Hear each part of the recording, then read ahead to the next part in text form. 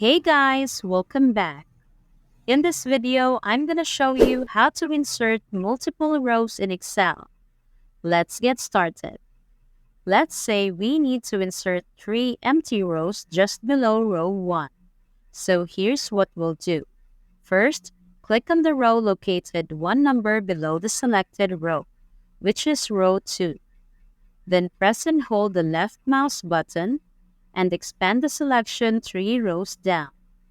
Just below in this little window, you'll see the row count, so you won't have to painstakingly count the number of selected rows.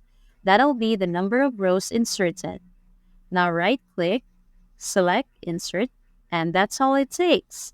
3 empty rows are now inserted below row 1, just as we wanted.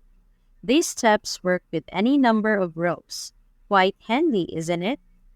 To learn a couple of more tricks around rows in Excel spreadsheet, check out our other video tutorials. Thanks for watching. And if you found this video useful, don't forget to give it a thumbs up and hit the subscribe button for more content like this.